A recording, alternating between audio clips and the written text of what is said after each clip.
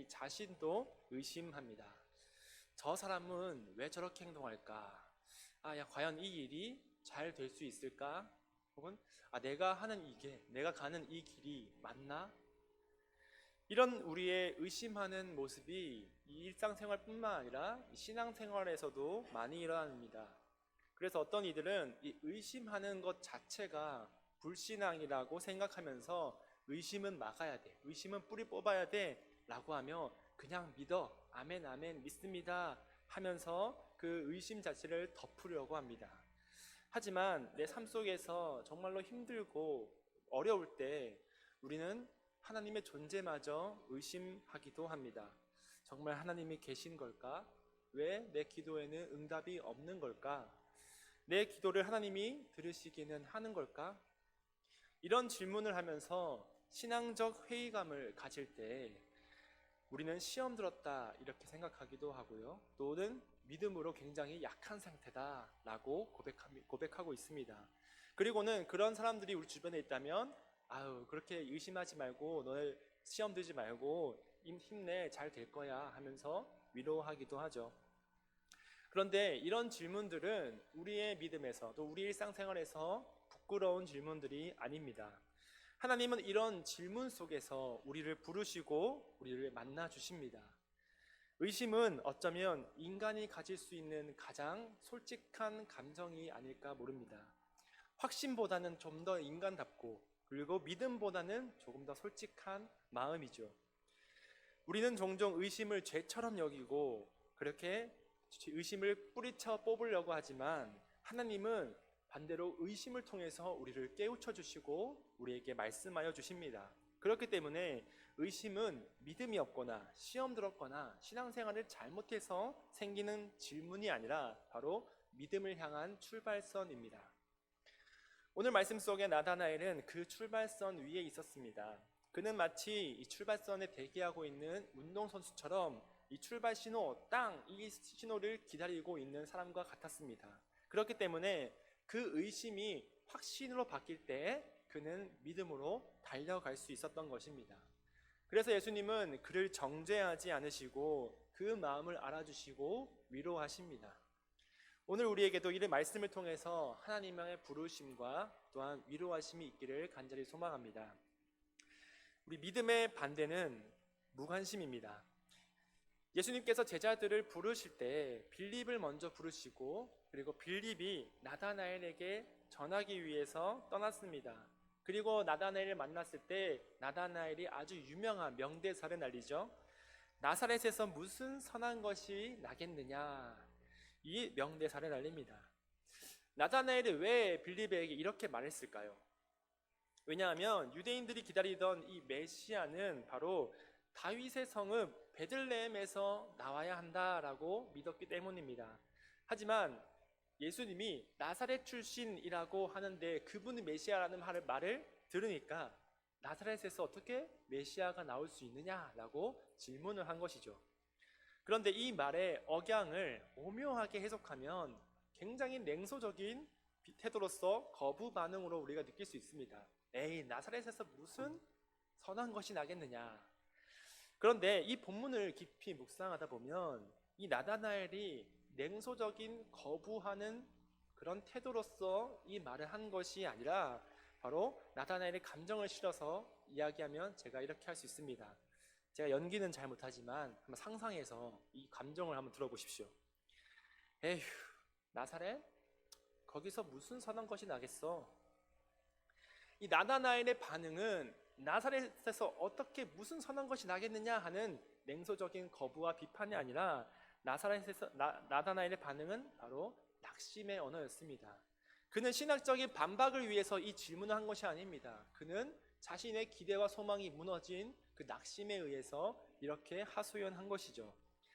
나사렛에서는 선한 것이 나올 수 없음을 지적하는 게 아니라 바로 그토록 기다리던 메시아가 나사렛 사람이란 말을 듣고 이번에 또 틀렸네, 이번에도 아니네, 내가 기다리던 그 메시아가 아직 멀었네 라고 하는 실망하는 반응이었습니다. 그러나 예수님은 그를 부르시고 그를 제자 삼아 주십니다. 나다나엘로 하여금 주님이 메시아라는 믿음의 고백을 만들어내신다는 것입니다. 우리의 의심은 바로 이 삶의 문제 앞에서 주저앉는 낙심에서 발생합니다. 내 고난은 커지고 어려움은 깊어져 가는데 내 기도는 응답되지 않고 내가 소망하고 희망하는 것은 내게 이루어지지 않고 하나님이 나를 바라보시지 않는 듯한 의심이 드는 것이죠. 그래서 의심이 들기에 낙심을 하게 되고 또 낙심을 하기에 의심이 들기도 합니다. 그런데 이럴수록 우리가 어떻게 해야 될까요?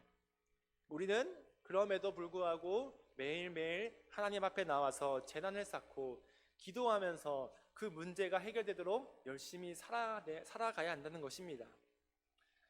하나님께서는 믿음의 조상이라 하는 이 아브라함에게 2세의 약속을 주셨습니다. 내가 너를 통해서, 이 사라를 통해서 자녀를 주시겠다. 그 약속을 주셨지만 이 아브라함은 그 해에 1년 동안 기다리면서 그 약속의 성취에 지쳤습니다. 1년밖에 안 됐지만 그는 결국 인간적인 마음으로 하나님의 약속을 해결하려고 했습니다. 하지만 그것은 정답이 아니었죠. 하나님은 약속하신 그대로 성취하시는 분이시기 때문에 그 사라의 첩을 통해서 나온 이스마엘은 하나님의 약속엔 자녀가 아니라는 것을 말씀해 주십니다. 그렇지만 아브라함은 그 이후에도 꾸준히 하나님의 그 약속을 믿었고 결국 99세 되는 해에 하나님께서 찾아오셔서 내가 내년에 사라를 통해서 아들을 낳을 것이다 라는 또 약속을 주셨습니다. 이 두 번째 약속을 주셨음에도 사라의 마음은 굉장히 회의적이고 아까 그 나다나엘의 반응처럼 사라의 반응도 좀 낙심의 언어였습니다. 내 몸이 이렇게 늙었는데 나를 통해서 어떻게 자녀를 낳겠다는 것입니까? 이렇게 회의적으로 웃었습니다. 이런 반응이 우리의 자연스러운 반응이 아닐까요? 이런 의심은 오랜 세월 자녀가 없었던 그 낙심, 그리고 내 나이가 이제 늙어서 아무것도 할 수 없음을 느끼는 자신에 대한 믿음 또한 없기 때문에 그 의심에서 나타나는 것입니다. 그럼에도 아브라함은 하나님의 말씀을 믿었고 이 사라와 동침하기를 주저하지 않았고 그로 인해서 아브라함은 사라와 믿음으로 동침하였고 100세에 되던 해 사라가 잉태하여 이삭을 낳게 된 것입니다. 하나님은 이처럼 그를 믿는 자에게 응답하십니다. 이 믿음은 우리가 주저앉고 낙심하여서 내 모든 행동을 포기하거나 주님을 떠나는 그 행동이 아니라 바로 우리가 하나님의 약속대로 주의 말씀대로 행동하는 믿음입니다. 낙심했다고 해서 의심이 든다고 해서 하나님을 떠나거나 하던 일을 멈추고 주저앉는 것, 가만히 있는 것은 하나님을 믿지 않는 불신입니다. 내 마음이 낙심되고 의심이 들지라도 우리는 끝까지 하나님께 기도하면서 그리고 주의 말씀을 붙들고 살아야 할 줄로 믿습니다. 우리가 즐겨 부르는 고백하는 찬송가에도 이런 찬송이 있지 않습니까? 내 마음이 낙심되고 근심에 눌릴 때 주께서 내게 오사 위로해 주시네. 하나님은 그 낙심하는 자, 근심하는 자, 이로 인해 하나님을 의심하는 자에게 찾아오십니다. 그리고 그 마음을 위로해 주십니다. 그리고 그 위로함과 함께 우리에게 새로운 믿음을 허락하여 주십니다. 그렇기 때문에 이 찬송가의 후렴에 여러분 어떻게 고백하는지 기억하십니까? 그 은혜가 내게 족하네. 그 은혜가 족하네. 이 괴로운 세상 지날 때 그 은혜가 족하네. 할렐루야. 바로 믿음의 반대는 불신이 아닙니다. 믿음의 반대는 무반응입니다. 멈추는 것입니다. 아무것도 하지 않는 자기 포기입니다. 하나님은 회의하는 사람, 의심하는 사람을 정죄하지 않습니다. 그에게 찾아오시고 위로해 주시고 다시 믿음을 주심으로써 의심에서 확신으로 바꾸어 주십니다. 하지만 하나님은 아무것도 하지 않는 사람은 하나님의 일하심을 볼 수 없습니다. 추운 겨울에 이 불을 피우는 벽난로가 꺼져갈 때 그 꺼져가는 불씨를 보면서 아유 낙심하고 아이고 이제 곧 불이 꺼지겠네 주저앉는 사람은 결국에는 불이 꺼지고 추위를 타게 되는 것입니다. 불이 꺼져갈 때 일어서서 장작을 다시 넣는 행동을 해야 하는 것입니다. 그것이 바로 우리의 희망이며 우리의 소망하는 믿음이라는 것입니다. 우리도 신앙생활하면서 의심할 수 있습니다. 또 의심하는 사람들을 전도하기 위해서 고민을 하면서 어떻게 대답해야 될까, 어떻게 대해야 할까 고민하기도 합니다. 그리고 그런 방법을 찾고 있습니다.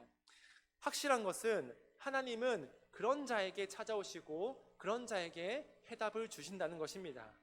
요한계시록 3장 20절에 이렇게 말씀합니다. 볼지어다 내가 문 밖에 서서 두드리노니 누구든지 내 음성을 듣고 문을 열면 내가 그에게로 들어가 그와 더불어 먹고 그는 나와 더불어 먹으리라. 아멘. 믿음은 완벽한 확신이 아니라 두드림에 주님임을 믿고 문을 여는 행동하는 것입니다.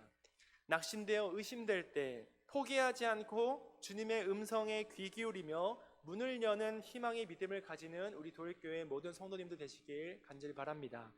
또한 낙심되고 포기하고 있는 주변 사람들에게 이 빌립처럼 와서 보라 라고 말할 수 있는, 또 믿음의 전이가 일어나는 우리 모든 교회 성도들 되길 간절히 소망합니다. 두 번째로는 하나님은 은밀한 자리에서 우리를 보십니다. 48절 말씀을 함께 읽겠습니다. 시작. 나다나엘이 이르되 어떻게 나를 아시나이까? 예수께서 대답하여 이르시되 빌립이 너를 부르기 전에 내가 무화과 나무 아래에 있을 때 보았노라. 아멘. 무화과 나무 아래에서 뭘 하고 있었길래 예수님이 보셨을까요? 나다나엘은 그저 냉소적이고 비판적인 사람이 아니었습니다. 그는 열렬히 메시아를 기다리던 사람이었고 그 메시아가 오기를 간절히 바라고 있었던 사람입니다. 이 무화과 나무 아래라는 것은 바로 유대인들이 율법을 묵상하고 또 하나님께 기도하던 장소였습니다.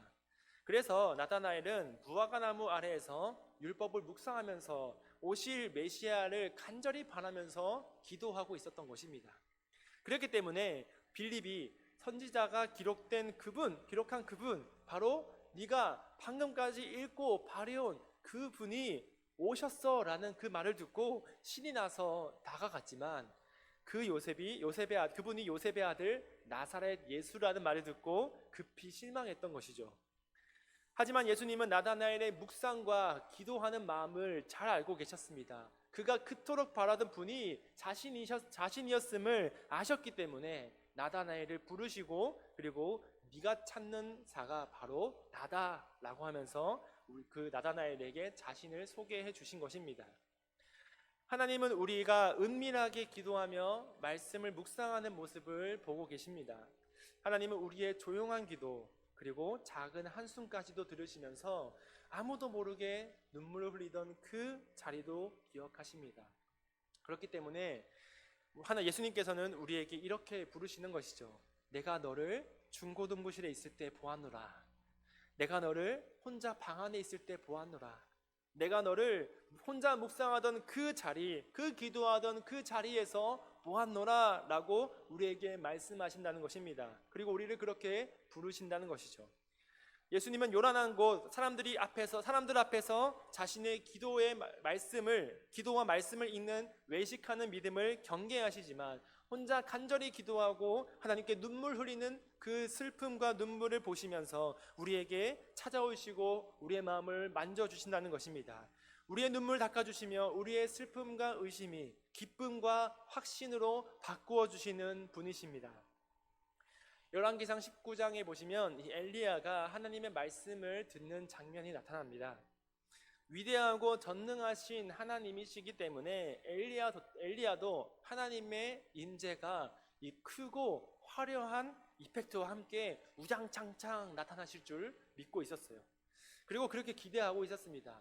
그때 엘리야 앞에 산을 가르고 바위를 부수는 강한 바람이 불었습니다. 그때 엘리야는 거기에 하나님이 계신가 보다 귀를 기울였더니 거기에 계시지 않았습니다. 그 후에 땅이 흔들리는 지진이 발생해서 땅을 울리는 분이 하나님이신가 보다 하고 그쪽에 귀를 기울였더니 거기에도 계시지 않았습니다. 그 후에 불이 활활 타올랐지만 거기에도 하나님은 계시지 않았습니다. 그 후에 세미한 소리가 들렸고 그 소리에 얼굴을 가리고 나아가니 하나님께서 거기서 말씀하셨습니다. 하나님은 우리에게 이 작은 소리로 그리고 세미한 음성으로 우리를 부르십니다. 이 소리는 화려하고 현란한 겉모습에 현혹될 때는 우리는 알아챌 수 없습니다.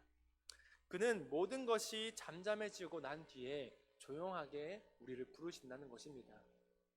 그렇기 때문에 하나님의 임재는 우리의 조용한 골방에서의 기도, 그리고 나와 하나님만 있는 그 자리, 그 기도의 자리, 그 말씀의 자리에서 임하시고 우리에게 말씀하여 주신다는 것입니다. 은밀한 곳, 제가 좋아하는 이 찬양의 고백이 있습니다. 은밀한 곳, 조용한 곳에라는 찬양인데요. 이 찬양의 가사에 이렇게 나오고 있습니다. 은밀한 곳, 조용한 곳에 주님 그곳에 계시네. 은밀하게 조용하게 주님만을 기다리니 주를 더 알기 원하네. 주 알기 원하네. 그 음성 듣기를 간절히 원하네. 주 보기 원해. 주님을 만나길 간절히 원하네. 사람은 겉모습을 보지만 하나님은 무화과 나무 아래, 즉 우리의 마음의 중심을 보십니다. 내가 드린 이 마음의 소리를 하나님은 귀 기울이시고 그 모습, 그 음성을 우리를 들으신다는 것입니다. 은밀한 곳에서, 조용한 곳에서 주님께 기도하고 묵상하며 하나님을 갈망하는 그 믿음, 그 마음의 중심에 주님께서 아시고 우리에게 응답하여 주십니다. 우리의 그 무화과 나무 아래는 어디 있습니까? 우리의 그 자리는 어디에 있습니까? 지금 이 예배당이길 간절히 소망합니다. 그리고 여러분의 가정에 있기를 간절히 소망합니다. 여러분의 직장에 있기를 간절히 소망합니다. 여러분의 마음에 주님을 소망하고 주님을 만나는 원함이 있기를 간절히 소망합니다. 그때 주님은 우리를 만나주시고 그때 우리의 의심은 확신으로 변하고 그때 모든 슬픔은, 모든 낙심은, 모든 실망은, 모든 좌절은, 모든 의심은 기쁨으로, 소망으로, 그리고 영광으로, 은혜와 감사함으로, 그리고 구원을 이루는 믿음으로 변하게 될 줄로 믿습니다. 무화과 나무에서 보시는 하나님을 통해서 우리의 마음의 소망이 응답되는 은혜가 우리 모두에게 있길 간절히 바랍니다. 마지막으로 의심은 사랑으로 변화시킵니다. 49절 말씀 우리 함께 읽겠습니다. 나다나엘이 대답하되 랍비여 당신은 하나님의 아들이시요 당신은 이스라엘의 임금이로소이다. 아멘. 나다나엘은 낙심했고 의심했지만 예수님의 말씀에 믿음으로 확신으로 신앙 고백을 하였습니다. 과연 내가 빌립이었으면 어떻게 했을까요? 내가 전도하려고 작정한 사람이 내게 나사렛에서 무슨 선한 것이 나겠느냐 했을 때 나는 어떻게 대답했을까요? 결국 이 본문을 이 빌립의 관점에서 본다면 과연 우리는 전도의 모습이 아닐까 싶습니다. 그리고 VIP인 이 나다나엘이 예수님을 만나서 믿음으로 고백하는 그 아름다운 모습, 이 모습을 우리가 기대하고 갈망하는 그 모습이 아닐까 싶습니다. 그래서 제가 이제 감정을 이입해서 내가 빌립이었다면 나다나엘의 이런 질문에 대해서 어떻게 대답할까 한번 생각해 보았습니다. 내가 빌립이었다면 나사렛에서 무슨 선한 것이 나겠느냐 하는 그 질문에 그러네? 잠깐만 기다려봐. 내가 예수님께 가서 나사렛에서 태어났는지 혹은 다른 데서 혹시 베들레헴 다녀오신 적이 없는지 물어볼게 하고 갔다 와서 이제 나다나엘아, 예수님 나사렛 사람인데 마침 태어날 때 베들레헴에서 태어나셨대. 베들레헴 출생이니까 메시아가 맞는 것 같아 라고 하지 않았을까 싶습니다. 그 질문에 흠뻑 쫄아가지고 그 질문에 대답을 하기 전까지는 예수님을 소개하기가 상당히 부끄러웠던 것이죠. 그런데 만약에 이렇게 인간적인 방법으로 그 질문에 답을 주는 행위로 전도를 하게 됐다면 제 생각에는 이 질문 이후에 더 많은 질문이 준비되어 있었을 것입니다. 이 메시아가 인지 아닌지를 알기 위한 예리한 검증 절차를 계속해서 질문을 던졌을 거예요. 이 질문에 대해서는 어떻게 하니? 저 질문에 대해서는 어떻게 하니? 우리 전도할 때도 마찬가지잖아요. 이 신앙적으로 회의하는 사람들은 믿음에 대해서 하나님은 이것 때문에 없어 했을 때 하나님이 이렇게 해서 하나님은 계셔라고 하면 하나님은 저것 때문에 없어, 하나님이 이것 때문에 안 돼, 기독교는 저것 때문에 안 돼 하면서 갖가지 이유를 들어서 우리를 넘어뜨리고 우리를 무너뜨리게 하는 반응을 보인 것입니다. 바로 나다나엘도 빌립이 그렇게 대했다면 마찬가지지 않았을 것입니다. 마치 이 국회 청문회를 하듯이 몇 밤 며칠의 이 질의응답을 통해서 자신의 모든 질문이 해소될 때까지 그 질문을 던지고 답을 기다렸을 것입니다. 하지만 예수님의 반응은 달랐습니다.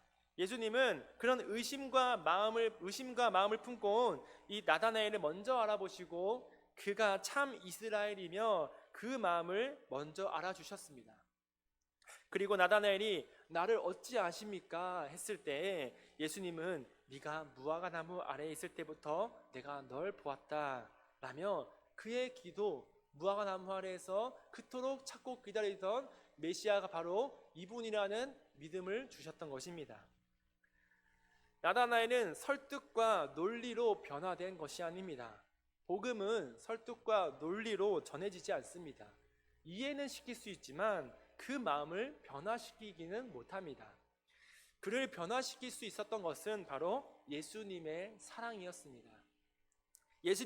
예수님께서 자신을 안다라고 하는 순간 그가 가지고 있던 모든 회의적인 질문들 그리고 낙심했던 그 마음들이 눈 녹듯이 사라졌습니다. 내가 너를 잘 안다. 주님의 그 위로의 말씀, 그 사랑의 말씀이 그 나다나엘을 한순간에 변화시켰습니다. 야곱아 너를 창조하신 여호와께서 이제 말씀하시느니라. 이스라엘아 너를 지으신 이가 이제 말씀하시느니라. 너는 두려워하지 말라. 내가 너를 구속하였고 내가 너를 지명하여 불렀나니 너는 내 것이라. 아멘. 하나님의 약속에 대한 의심과 낙심 속에 또 절망 속에 빠져있는 이스라엘에게 하나님은 이처럼 그들에게 고백하십니다. 내가 너를 지었다. 내가 너를 구속하였다. 내가 너를 지명하여 불렀다. 그러니 너는 내 것이다.